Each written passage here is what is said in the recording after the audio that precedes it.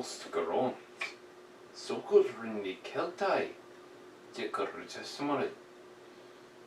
Soportundiri lepedonu. Setterundi Keltai.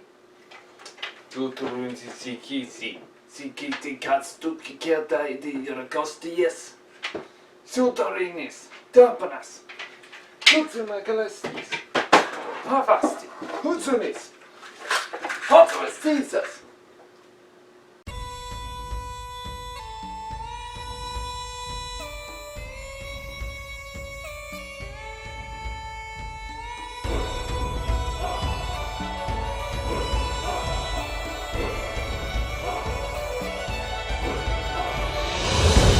Alright guys, I'm sorry I had to scare y'all for a little bit there.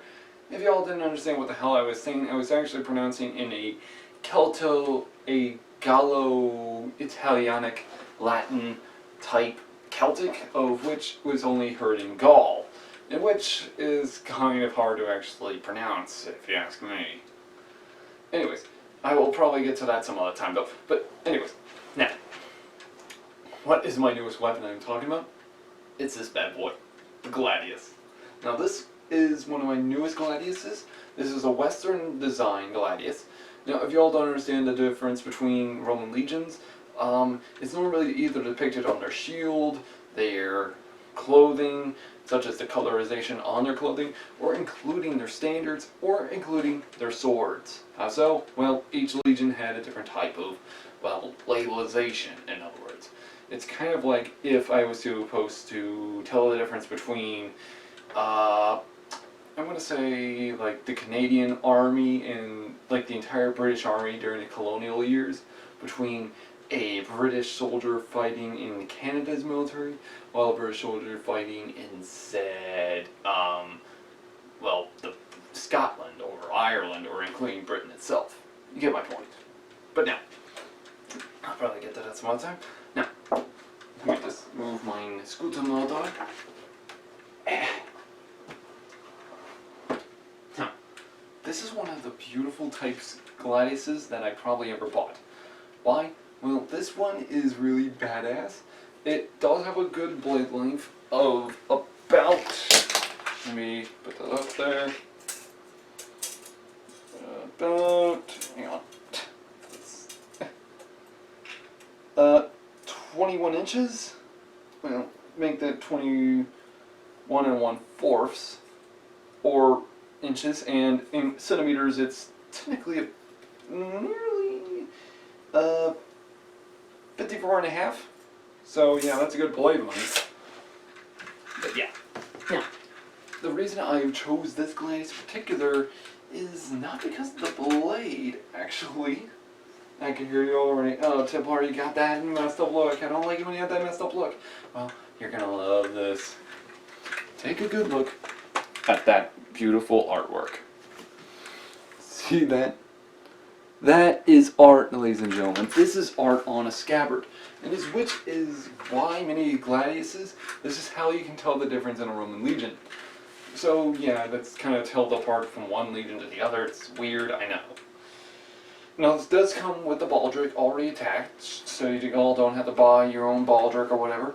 Now, it is beautifully, historically accurate, and as well, also beautiful part is, comes with a bone handle.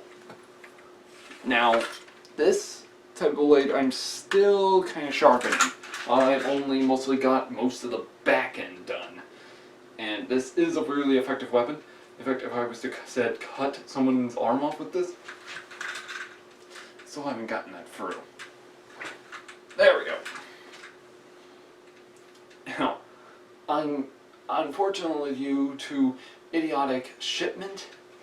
Well, I think we all hate the shipping idiocy. Well, take a look what they did to the tip of the blade. Y'all might not see that, but it kind of broke off. So yeah, it's going to take me a while to fix that. I do hope to actually do a type of Gladius on, well, armor as well. The same as my Celtic Latin, and including my broadsword. So yeah. Now, this type of weapon I do love. And as well, the beautiful part is, it's actually really cool as well with the beautiful engraving design work on the handle and including on, well, the pommel and including the guard. Well, more like the entire hilt itself. Now, it is held together by a pin, well, by a little pin here, so yeah. Now, this type of design model is a little different compared to other Gladiuses. This type is what you might see is kind of protrudes outwards, like right around, said, this point here. That's technically for a typical reason in history books. It's actually stated they would have actually made their Gladiuses sometimes like this, I hear. Or due to sharpening failures, they would have ended up like this. I'm not so certain. It's kind of 50-50 on the tip of my, if you ask me. But the thing is, the reason they did this was to make sure that the weapon actually, well, did a devastating blow. In other words, if I was to say thrust into my opponent, here's the thing. If I could get this far, then that's all I needed. Because, if you all don't understand, this is, if that's amount, I'm pretty much internally bleeding and such. In other words, if you cut in my kidney and such, my liver and such, I would just start bleeding to death. So, yeah, this is probably an effective weapon just in general. But this is technically not the type of sword you want to use on a one-on-one fight. But I will get into that sometime later. I know that Scholar Gladiator and the Metatron have actually done their video on it. I do love the Gladius, but it's not a one-on-one battle weapon. Technically though, it is actually a one-on-one dueling weapon, in which, this is the weird part in history books, it's stated the ancient Celts of Iberia used the Gladius as a dueling weapon, mainly for, well, said little fights. In other words, said like a match or whatever, and then doing so, like someone dishonored you or your family, you challenge them to a duel, guess what? They're going to use a Gladius instead of a falcata. Why? Well, I think it's like the luck of the gods on your side, I guess is the correct term. So yeah, that type of tongue. Now, yes, I can already hear you. Simple. Why are you putting it on your right side instead of your left? Well, that's simple to answer, really. That's how you're supposed to do it. The Roman legions had to work with physical adhesion. Let me show you. If I was to say working with the Roman legions, I would want to actually have, well, said shield on my left. And if my sword was on my right, it makes it a lot easier to draw my weapon and push forward. That means I no longer have to worry.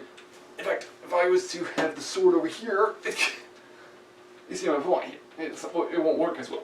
In fact, with this, I can easily stay pretty much covered up and still move in.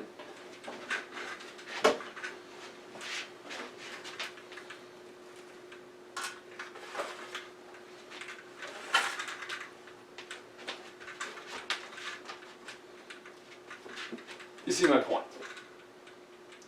This weapon is an effective weapon in history, but the thing is, it only works the right way to use it. Otherwise, it's not going to work out so well.